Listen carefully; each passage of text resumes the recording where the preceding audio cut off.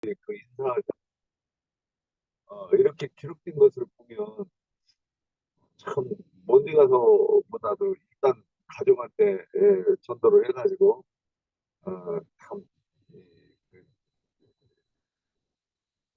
믿는 자로 이렇게 만들고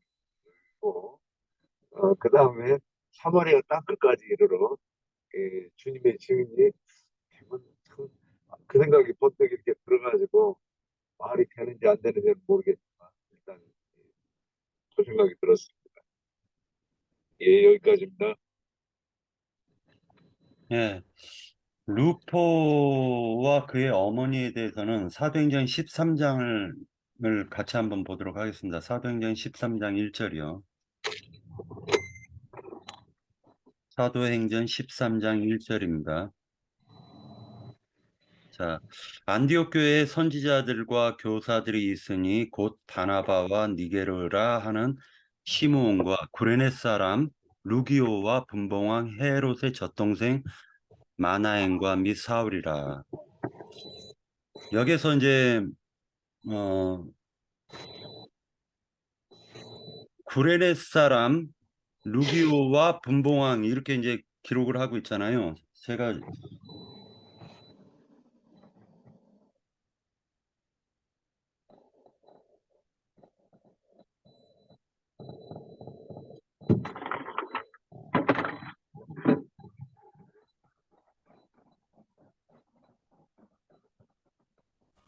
루기오가 혹시 루포가 아닌가 이렇게 본다 그 말이잖아. 지금 그거 찾고 있는 것 같은데.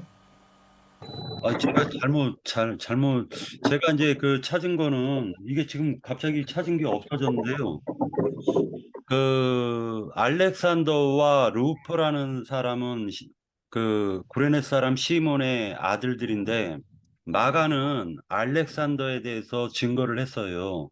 그런데 지금 사도 바울은 알렉산더의 이름을 빼고 루포와 그의 어머니라고 얘기를 하고 있습니다. 그래서 그 부분이 그 시간차가 있는 것인지 마가는 분명히 마가복음에 기록을 했는데 그걸 찾으려고 했는데 없네요. 예, 여기까지입니다.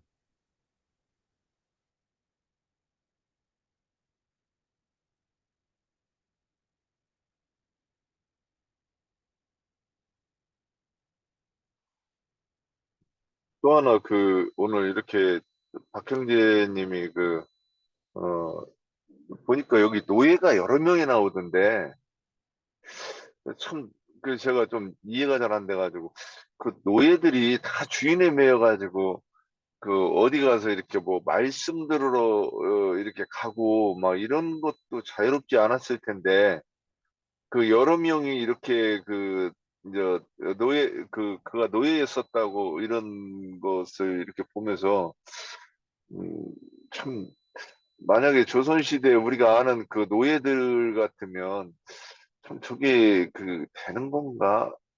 제가 생각하는 게 너무 노예들이 그 종들이 빡세게 뭐 울타리 밖에 나가지도 못하고 막 이렇게 생각해서 그러는지는 몰라도 그게 주인의 일하느라고 바쁠 텐데 어떻게 복음을 듣고 그랬지 하는 생각을 이렇게 좀 해봤어요.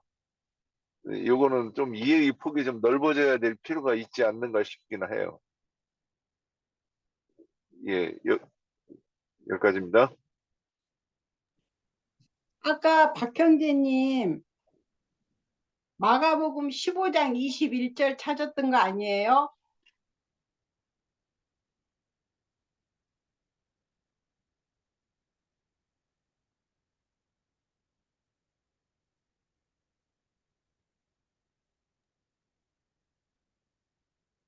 네, 맞습니다. 마가복음 15장 21절에 보면 마침 알렉산더와 루포의 아버지인 구레네 사람 시몬이 시골로부터 와서 지나가는데 그들이 그를 억지로 같이 가게 하여 예수의 십자가를 지우고라고 할 때 마가의 기록에는 알렉산더와 루포라고 하니까 루포가 동생인 것 같죠. 알렉산더는 형이고 그러면 구레네 사람 시몬의 두 아들 알렉산더와 루포라고 했는데 로마서에서는 알렉산더가 빠지고 루포와 그의 어머니라고 얘기를 하고 있습니다. 그러면 그 루포와 그의 어머니는 안디옥 교회에서 그 교사로 지금 계시는 상태라는 걸 우리가 그 알 수 있걸랑요. 그 또 성경 기록에 그렇게 돼 있고요.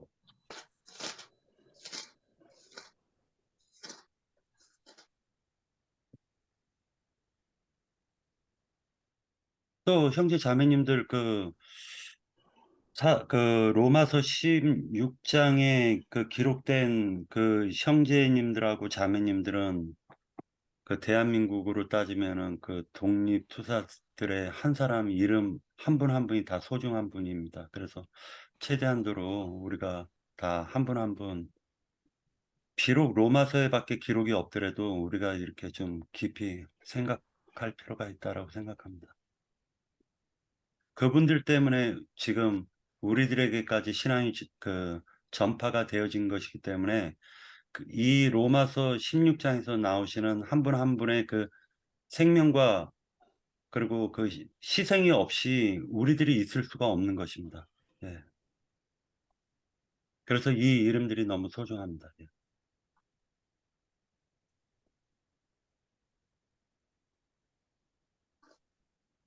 제가 참 이게 공부를 못해가지고 여기까지 찾는 것도 시간이 굉장히 많이 오래 걸렸어요. 형제 자매님들이 더 많이 좀 아시는 부분이 있으면 더 얘기해 주십시오. 네. 로마서 16장 가지고 뭐 자꾸 얘기하라고 하시면 서로가 곤란할 것 같습니다.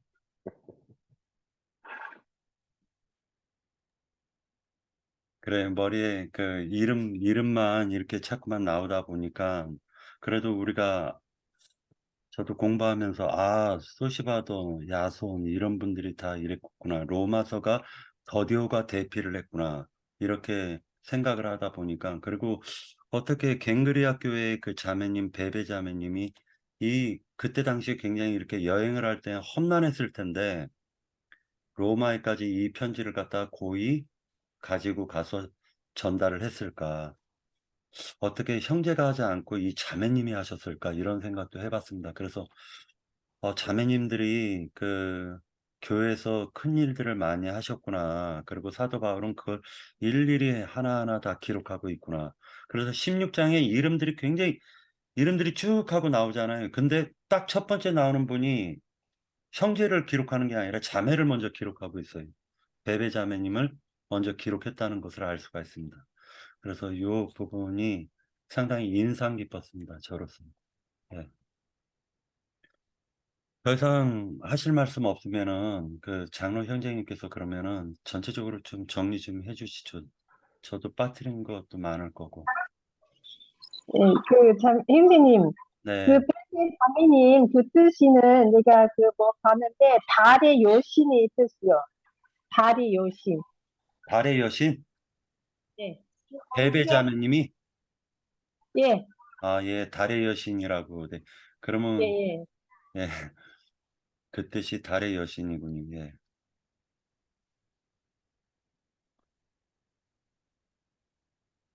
또 없으신가요? 예, 애자 자매님 말씀하세요. 아니, 왜냐면요, 이 교회, 여기 뭐, 로마서 16장뿐만 아니라, 고린도에서도 이런, 그, 사역하는, 이 교회에 대한 편지, 내서 많이 나오거든요. 고린도 전서에서도 나오고, 바울 사도가 집에 있는 교회에 편지를 많이 했기 때문에, 교회는 그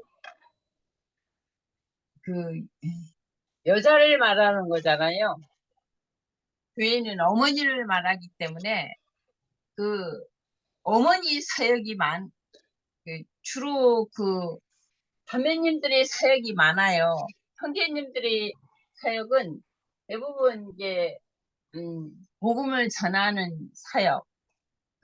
형제님들의 사역은 이제 복음을 전하는 사역, 일하는 사역이 많이 나오고 자매님들의 사역은 이제 교회 이제 일꾼들의 뒷받침을 하는 사역.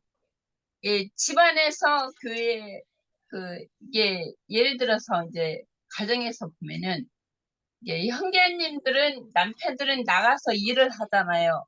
이 가정에서는 이 가정의 아내들은 이제 살림을 하고 집안의 이제 자녀들을 돌보고 남편의 뒷받침을 하고 가정의 어떤 살림을 하면서 가정의 모든 것을 이제 생활의 모든 것을 책임을 지고 그런 역할을 하듯이 교회도 그런 것 같아요. 이 교회는 어머니이기 때문에 대부분 자매님들이 교회 안에서 형제님들이 일을 많이 도움을 주는 것 같아요. 자매님들이. 그래서 자매님들이 이름이 이렇게 많이 나오고 있는 것 같아요. 형제님들도 나오지만 자매님들의 역할이 큰 것 같아요. 여기서 보면은. 그래서 고린도 형제님이 지금 박 형제님이 여기저기 이름을 많이 얘기를 하셨는데, 많이 찾아서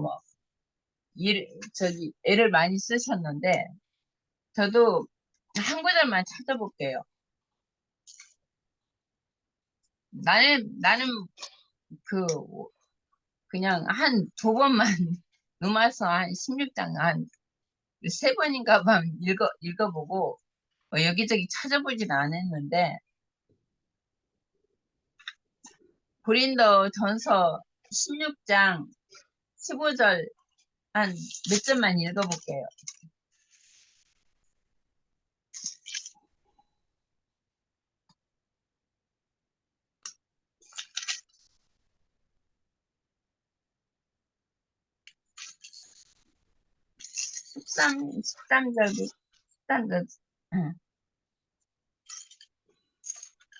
13절부터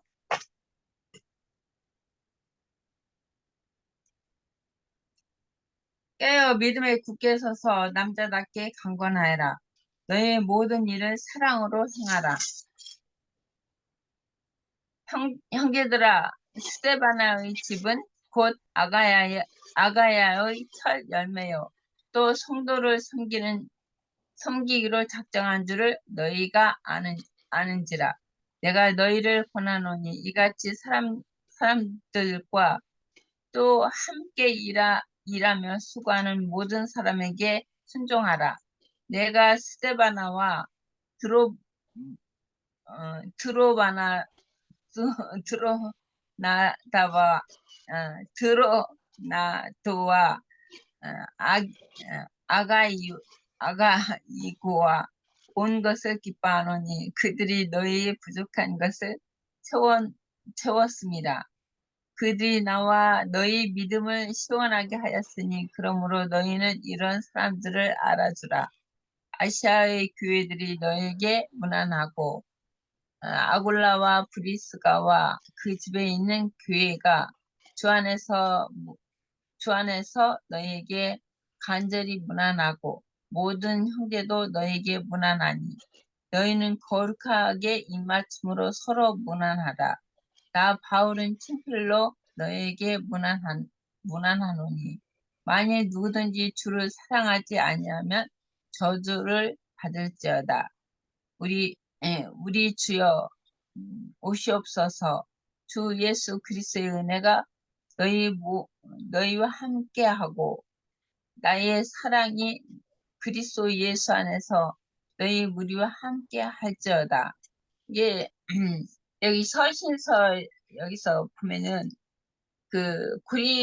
바울 사도가 여기 집에 있는 교회들에게 편지를 하고 문안을 했잖아요. 그러면은 집에 있는 교회들에게 그때는 이제 바울 사도가 여기저기 복음을 전해서 교회를 많이 세웠잖아요. 이곳저곳에. 그럴 때마다 이제 이제 뭐 저기 고린도 교회 같은 데는 생명이 어린 교회도 있었고 또 생명이 자란 장성한 교회도 있었고, 이런 교회도 있었고, 저런 교회도 있었고, 여러 교회가 있었을 거예요. 또, 어린 교회들은 또, 예루살렘에서 유명한 자들이 와가지고 또 교회를 해치는 교회도 있었고, 이런 그 고난을 많이 바울 사도가 교회를 세웠으면은 해치는 자들이 또 있었을 테고, 그 어려움을 많이 겪었을 것 같아요. 그러면 또, 교회가 어려움을 겪으면은 또, 고난을 겪을 때도 그, 교회의 어려운 또 풍족한 교회가 또 어려운 교회를 연보를 또 하는 그런 전달을 또 했을 테고, 그 주님의 일을 할 때, 복음을 전할 때, 많은 그 어려움을, 역경을 많이 겪었을 것 같아요. 그럼에도 그 편지로 인해서 격려를 많이 했고, 이제 교회를 세우기 위해서 이런저런 많은 고난과 역경을 많이 이제 주님의 길을 가면서 겪었을 것 같은데, 그럴 때 이제 그 교회에 있는 그 여자들이 그, 그러니까, 자매님들이 많이 도움을 줬을 것 같아요. 그럴 때마다 형제님들이 그런 주님의 일을 할 때마다 교회 안에 자매님들이 많이 그럴 때마다 자매님들이 도움이 굉장히 필요하죠. 그럴 때 자매님들이 많이 힘을 줬을 테고, 그 어려울 때마다 자매님들이 많이 그런 힘이 됐을 것 같아요. 주님도 이 땅에 오셨을 때, 그 형제님들이 주님이 오셨을 때도 마리아나 그런 자매들이 많이 도움을 줬었잖아요. 그렇기 때문에 그 제자들이나 주님이 그런 일을 하나님 일을 했, 수가 했었고, 이게 사도들이 또한 그런 일을 주님의 길을 갈 때도 교회 자매님들이 많이 그런 도움을 있었기 때문에 끝까지 주님의 일을 할 수가 있고 그 길을 갈 수가 있었던 것 같아요. 예. 자매님들이 역할이 굉장히 예, 컸을 것 같아요. 그렇기 때문에 끝까지 이 교회가 세워지지 않았나 그렇게 보고 있어요. 그래요. 예. 자매님들, 형제보다도 교회에서는 자매님들의 그 헌신과 봉사가 굉장히 많이 중요하다라고 생각을 합니다. 그리고 형제들도 또 거기 못지않게 많은 그 수고를 해야 될 것으로 생각합니다. 제가 잊어버리기 전에 하나만 그냥 바로 찾을게요. 로마서 16장에서 보면은요, 23절, 나와 온 교회를 돌보아주는 가이오도 너에게 문안하고 라고 할 때, 이 가이오가 고린도전서 1장 바로 한 장만 넘기면은요, 1장 14절, 나는 그리스보와 가이오 외에 너희 중에 아무에게도 내가 세례를 베풀지 아니한 것을 감사하노니라고 했을 때 이 가이오가 나오는데, 사도 바울이 2명에게 세례를 줬잖아요. 그리고 이 세례가 이 세례가 아니구나, 이 침례가 아니구나 깨닫고 난 이후에 그 이후로는 아무에게도 침례를 주지 않았습니다.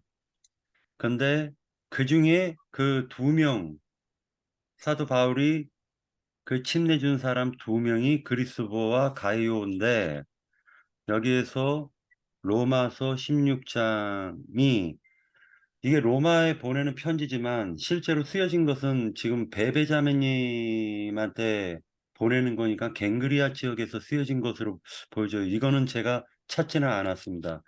그냥 제가 생각한 거예요, 그냥. 그런데 여기에서 그렇다면 갱그리아 쪽은 고린도랑 굉장히 가까운 지역이걸랑요. 그러니까 그 고린도에 있는 그 가이오가 동일 인물이 맞을 가능성이 상당히 높다라고 생각을 했습니다. 그래서 16장 23절에 가이오가 침례를 받고 난 이후에 그는 나와 온 교회를 돌보아주는 가이오도 너에게 문안한다 해가지고 상당히 큰 일을 하고 있었다라는 걸 볼 수가 있지 않을까 추정해 봅니다. 예.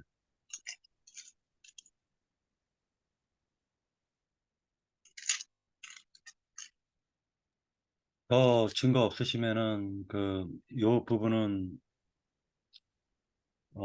장로 형제님께 우리가 놓치고 있는 부분이 있을 수가 있으니까요.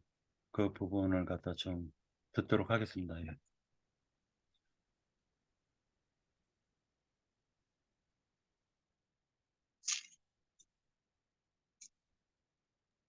예, 음소거.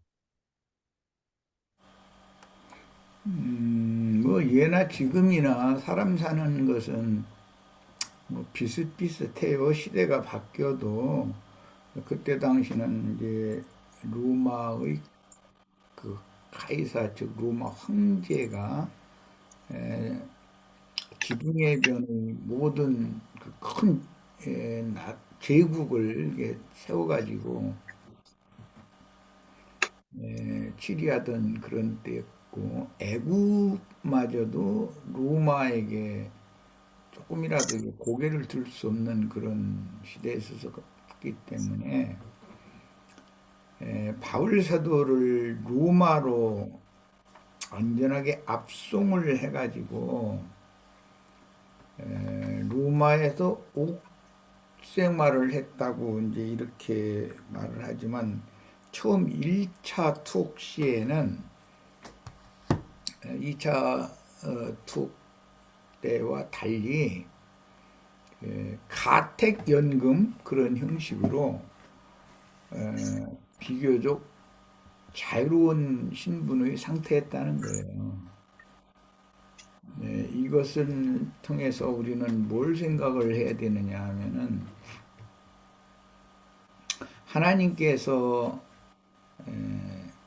당신의 이제 그 증인을 그때 당시의 최대의 강대국이었던 로마로 이게 파송을 하실 때 하나님의 강권적인 역사를 통해서 로마로 압송되어져 간 것이고 그렇다고 해서 아주 그 로마 황제에게 거역하는 사람이 아닌 그런 정치범이 아니면 깊은 감옥에 넣지를 않았다는 거예요. 로마는 좀 공화정을 그때는 실행을 할 때 했었고 굉장히 오늘날 우리들이 관점으로 보면 황제 시대임에도 불구하고 굉장히 뭔가 좀 공화정이라고 하는 것은 좀 포괄적이고 넓게 그 로마 제국 내에 있는 모든 여러 민족들을 다 포용해주고 그 민족들마다의 특성과 그들의 생활 관습과 이런 것들을 다 인정해주는 그런 정치를 했었다는 거예요. 그러니까 만약에 바울 사도가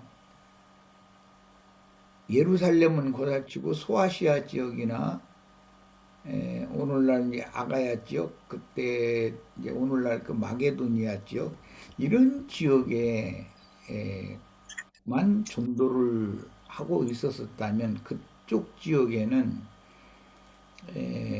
디아스포라 유대교에 아주 심취되어 있는 유대교인들이 너무 많았고 각지에 회당들이 다 있었기 때문에 그 회당 생활에 익숙해진 사람들이 바울 사도의 전도를 그냥 놔두지를 않죠. 바울 사도를 죽이지.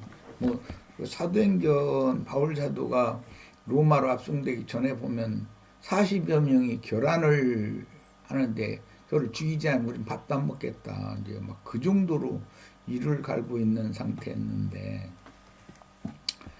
멀리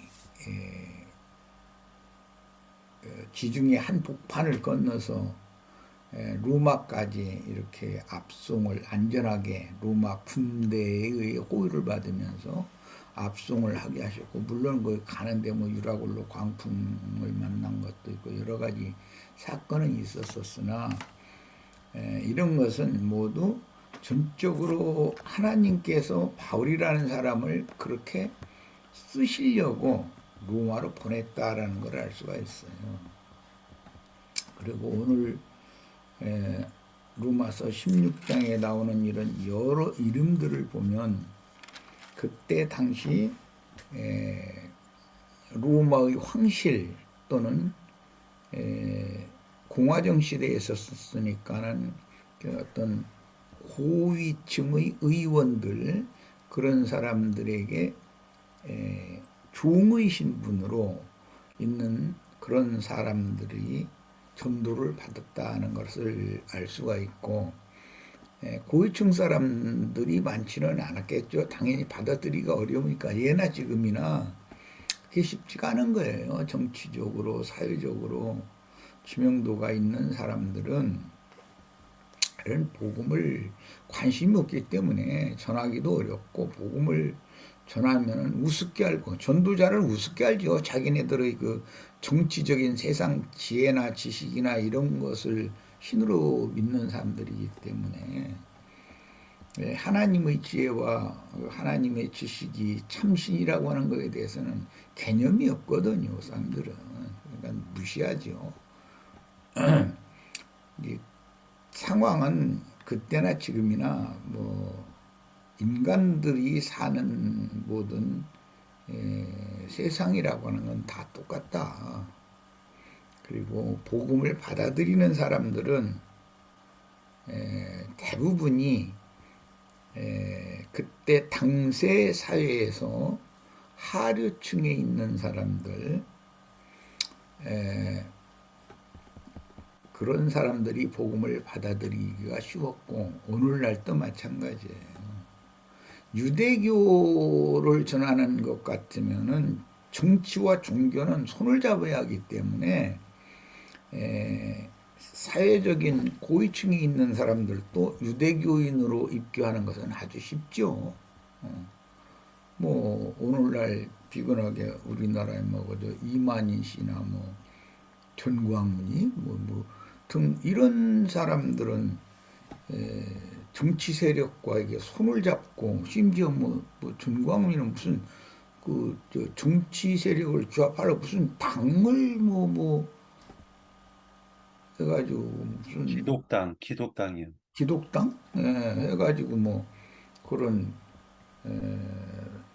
아주 노골적으로 그런 정치인 행세를 하고자 하는 그런 사람들인데, 그런 사람들이 세력을 규합하기도 좋고, 당세의 정치 세력들은 그런 사람들과는 쉽게 손을 잡지만 순수한 복음을 전하는 사람들은 무시해버리죠. 자기네들이 정치적으로 무슨 뭐 이득을 주고 그럴 사람도 아니고, 그 사람들이 볼 때는 귀찮은 존재일 수밖에 없죠. 바울이라는 사람이 로마의 그 정치적인 관점으로 본다면. 그러니까 그런 상황을 잘 이해를 하셔야 될 것 같고, 주님께서 유대인들이든 이방인들이든 간에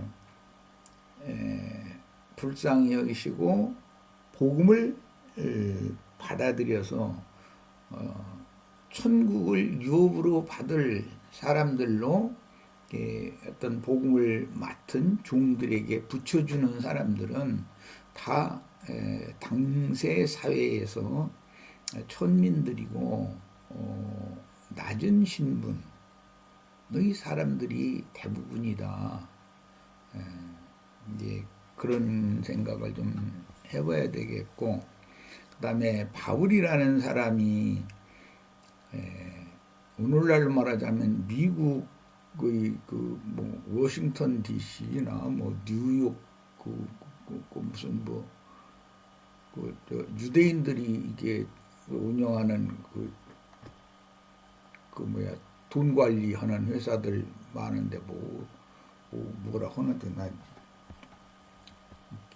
뭐라고 하는지 잘 기억이 안 나네. 어쨌든 그 금융회사들 뭐 이런 데에서 그러니까 세상적인 정치 권력이나 재력이나 이런 걸 가지고 있는 그런 사람들은 세속 종교를 가지고서 전도가 아니라건 서로 이렇게 윈윈하기 위해서 손을 잡는 그런 것은 가능하지만 순수한 복음을 전하기는 어렵다. 어렵습니다. 그런 것을 생각을 해봐야 되는데 바울 사도를 로마로 보내가지고 그렇게 비교적 자유로운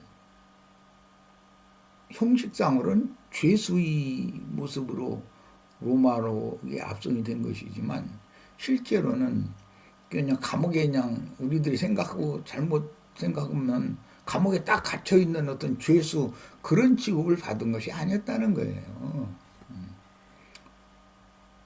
그런데도 바울 사도를 지키는 간수 군병들이 늘 바울 사도를 호위했었어요. 그런 이런 많은 사람들을 전도할 수 있는 여건이 구성이 됐었다는 거예요. 그런데 그게 전적으로 하나님께서 그렇게 하신 것이다. 난 이 얘기를 지금 하려고 그러는 거예요. 이거는 마치 열왕기하 25장, 열왕기하의 마지막 장 그 말밑 부분에 보면은 바벨론도에 포로로 사로잡혀 갔던 유다 왕 중에 여호야긴이라는 사람이 아이 때 바벨론에 사로잡혀 가가지고 오랜 동안 실제로 그는 이제 자유가 없는 몸으로 옥살이를 했지만 뭐 37년이나 이렇게 돼 있는 것 같았는데 지금 확실한 기억은 잘 안 나고 그 기간 동안 옥살이를 하고 나니까 왕이 바뀌어요. 27년이요. 27년이요? 37 글쎄 나 확실하게 37년 맞습니다. 예. 내가 그렇게 교육을 했던 것 같아서. 그런데 황제가 이제 바뀌고 나니까 유대인들의 포로로 많이 사로잡아갔는데 유대인들은 자기네들의 왕이 계속해서 학대당하고 감옥 속에 갇혀 있는 상태면 바벨론 민족과 동화를 시킬 수가 없단 말이야. 바벨론의 황제 입장에서 보면. 그리고 유대인들은 자기 동족의 왕인 여호야긴이라는 사람이 너무 오래 감옥에 갇혀 있는 것 때문에 늘 그를 위해서 안타까운 마음을 가지고 있고 기도를 하고 있고 청원도 많이 했을 것이고 뻔한 것이잖아요. 우리나라를 예를 들자면 그 박근혜 씨 감옥에 이렇게 이제 가게 됐고 이명박 씨 감옥에 가게 됐는데 그를 끝까지 지지하는 세력들이 있어서 계속해서 청원을 하거든요. 뭐 무슨 몸이 아프다, 뭔 사정이 있다, 감옥살이를 계속 한다는 게 어렵다 상황이. 그러니까 이 사람을 좀 풀어줘서 좀 자유의 활동을 할 수 있도록 이렇게 좀 선처를 해달고 이러고 그러면 뭐 몸이 어디 안 좋으니까 병원에 어디 뭐 이렇게 가서 진료를 하게 하고 치료를 하게 한다라는 그런 핑계를 대가지고 몇 달 동안 석방시켜주고 이렇게 그렇게 다 하는 거거든요.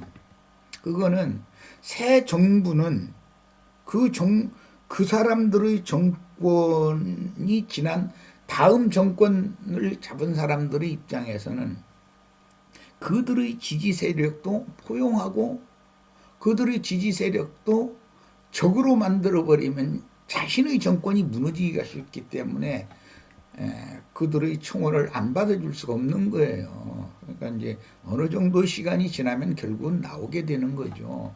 이런 것과 같아요. 그때 당시 여호야긴 유다 왕도 많은 유대인들이 바벨론에 포로로 사로잡혀가서 거기서 생육 번성을 했기 때문에 바벨론 왕의 입장에서는 어차피 바벨론 왕은 그 바벨 민족만 가지고서 다스리는 것이 아니라 제국이었기 때문에 여러 민족들을 다 통치를 해야 되거든요.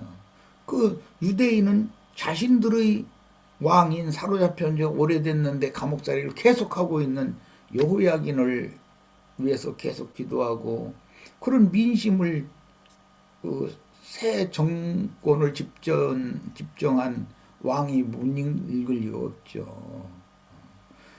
그러니까 감옥에서 완전히 이렇게 석방을 시키고 다른 제국 다른 나라들의 그 우두머리들보다도 유다의 왕을 더 이렇게 우대를 해준 기록이 나와요. 그래가지고 뭐 음식이든 잠자리든 모든 것 다 국고로 제공을 해주고 그렇게 유다인들이 그대로 더 밀고 나가면 폭동이 일어날 우려가 있었기 때문에 그랬을 것이단 말이에요. 당연히. 그러니까 어떤 성경의 기록을 읽을 때는 모든 그때 당시의 사회적인 배경이나 흐름이 뒤에 있다라는 것, 그 뒤에 움직여지는 어떤 흐름이나 배경을 누가 주관하느냐, 난 지금 이 얘기를 하려고 그러는 거예요. 이게 하나님의 손에서 다 이루어지는 일이라는 거예요. 그래야 여호야긴 다윗과 약속을 하셨는데 네가 이을 사람을 내가 계속 대를 잇게 해주겠다고 약속을 하셨는데 하나님이 거짓말하는 하나님이 되면 안 되잖아요. 유다 나라가 아무리 망했을지라도 여호야긴이라는 사람을 살려놔둬가지고 그런 방식으로 만약에 본국에서 왕으로 됐으면은 애굽 왕이 올라와서 그를 죽여버렸을 것이거든. 그러니까 하나님은 그를 보호하는 방법으로 바벨론으로 끌어가게 만들고 거기서 연단 시험 많은 고난을 받게 만든 다음에 이렇게 감옥에서 풀려나고 그 다음에 그를 통해서 많은 초첩을 이렇게 거느리게 해 주어가지고 후손을 퍼뜨려서 예수님의 조상이 되게 만들었잖아. 대가 끊어지지 않는 거예요. 하나님이 아브라함과 다윗에게 약속하신 네 후손이 하늘의 별과 같이 바닷가의 모래와 같이 생육 번성하게 해주겠다고 하는 말씀을 하나님 반드시 이루어야 되거든요. 하나님 거짓말하면 안 되잖아요. 예수가 죽었다고 해서 그 생명의 계보가 끝난 게 아니잖아요. 사도들을 통해서 오늘 우리가 읽은 바울을 통해서 또 오늘 우리들을 통해서 계속해서 아브라함과 다윗에게 하나님이 맹세로 약속하신 그 말씀은 오늘 우리들에게도 이루어지고 있다. 이제 이런 관점으로 이제 성경을 좀 봤으면 하는 그런 마음이고, 로마서 16장에 관한 말씀에 이제 16장 서두에는 그게 베베 집사님, 여집사님이죠. 이 베베 자매를 맨 먼저 앞에 이제 소개를 하는 말씀이 나오는데, 그 우리 번역에는 일꾼으로 있는 이렇게 했는데, 이게 여집사라는 말에 봉사자라는 말이에요. 그러니까 바울 사도가 아무리 말씀을 맡은 사람이고 잘 전하고 열정도 있고 그래도 하나님의 일에 동역하는 이런 일꾼들, 여집사님들, 자매님들의 동역이 없으면 하나님의 일이 이루어지지 않는다. 아브라함, 다윗에게 약속하신 말씀이 오늘까지도 계속 유효하다는 걸 이미 나는 얘기를 했고, 이거는 모든 세대 중에 증인으로 파송한 사람만 있어가지고 되는 게 아니다. 그에게 동역자를 하나님이 만나게 해주시고, 어떤 양은 어느 때에 어떤 양은 누구에게 맡기는 것까지 하나님은 전지전능한 하나님인데 다 알고 계신 거예요. 필요에 따라서 때에 따라서 어떤 증인에게 어떠한 이 여집사님들 이런 봉사자들을 맡겨가지고 하나님의 일이 아브라함에게 다윗에게 약속한 이 하나님의 천국 건설에 관한 일이 계속 이어지게 하신다. 이런 것을 마음 깊이 우리가 생각을 하고 예수님 때에도 동역자들이 있었고 사도들 때 동역자가 없으면은 그러면 말씀이 계속 이어져 나갈 수가 없는 거죠. 하나님 거짓말쟁이가 되어버리는 거예요, 결론적으로. 예.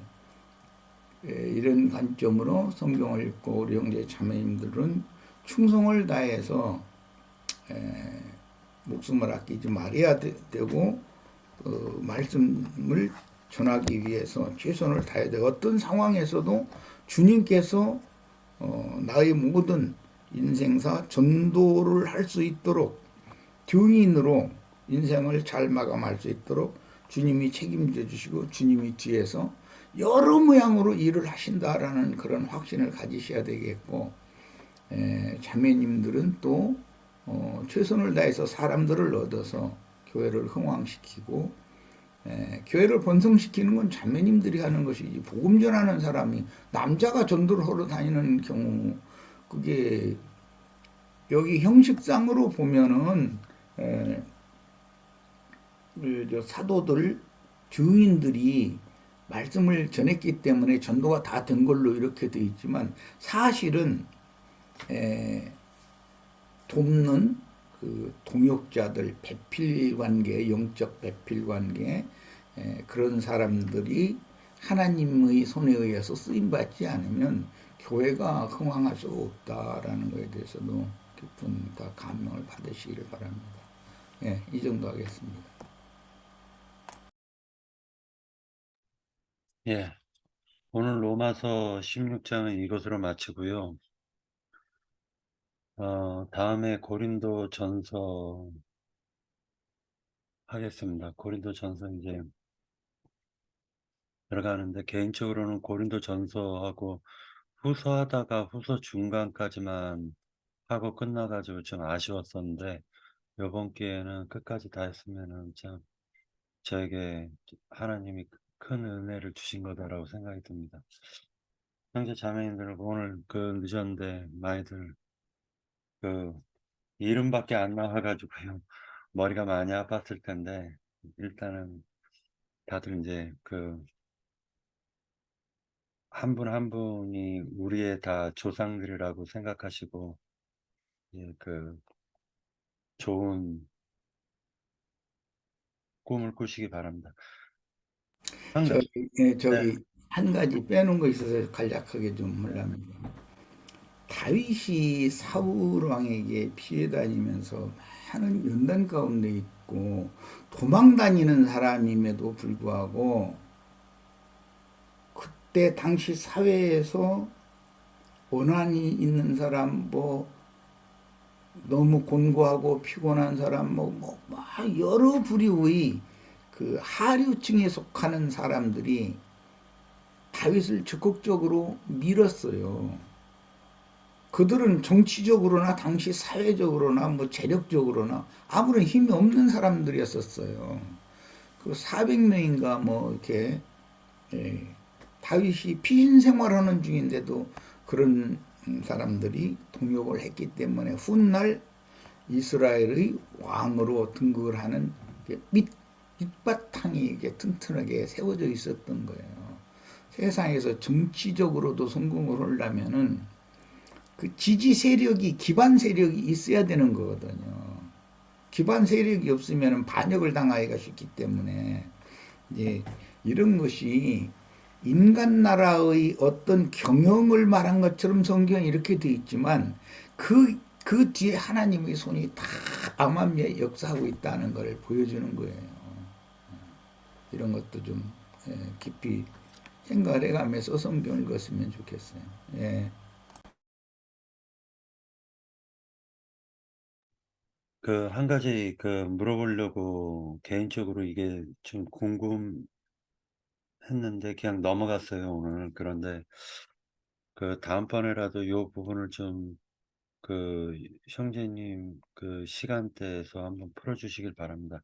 16장, 로마서 16장 15절에 보면은 빌롤로고와 율리아라고 나와 있는데, 이 율리아가 그 사도행전에서 나오는 그 유라굴라 광풍을 만날 때의 그 백부장 율리아인지 아니면은 그냥 동명이인인지를 모르겠네요.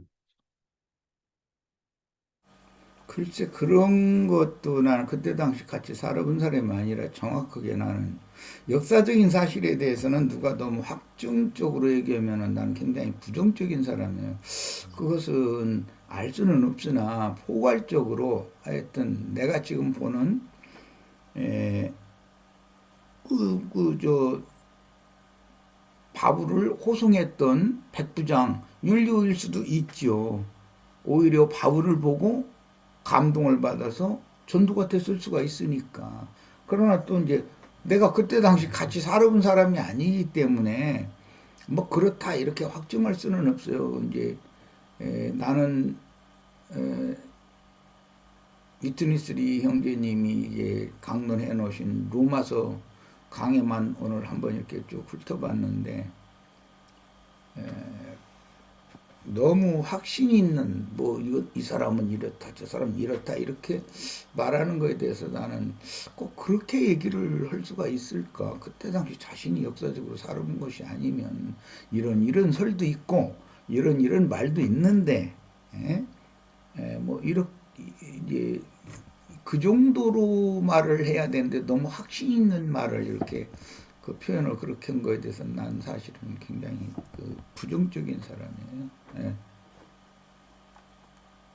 개인적으로 그 율리아라는 이 사람이 만약에 그때 당시에 백부장이었었으면은 그 이후에 아까 얘기했던 그 구레네 사람 시몬처럼 이렇게 하나님께서 어떻게 그 운명적으로 만나게 해서 그러한 체험을 시키고 그렇게 하나님을 믿게 한 것이기 때문에 아, 이거는 이야깃거리가 될 수 있겠구나라는 생각을 해서 한번 질문을 드려봤습니다. 예, 얼마든지 가능한 이야기예요. 나도 그런 생각을 했어요. 근데 이제 위트니스리 형제님은 확신적으로 그 사람이다라고 이제 이렇게 하면서 근거를 대기를 에,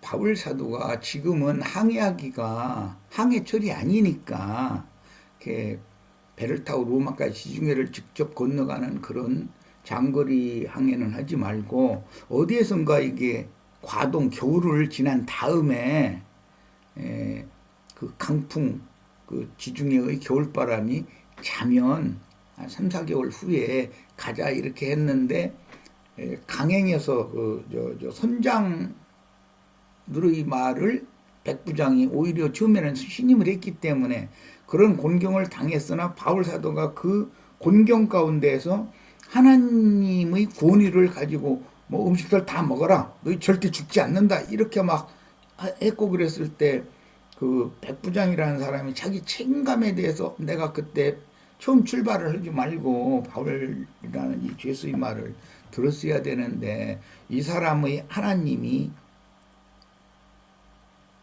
우주를 경영하는 하나님이라면 이 사람 말을 들어야 된다. 그리고 특히 그 무슨 멜리덴가 어느 섬에게 올라가서 그런 사건 등등 이런 걸 다 목도했잖아요. 그 사람이. 그러니까 그때 감명을 받아가지고 바울 사도의 전도에 대해서 설득을 당했을 수도 있죠.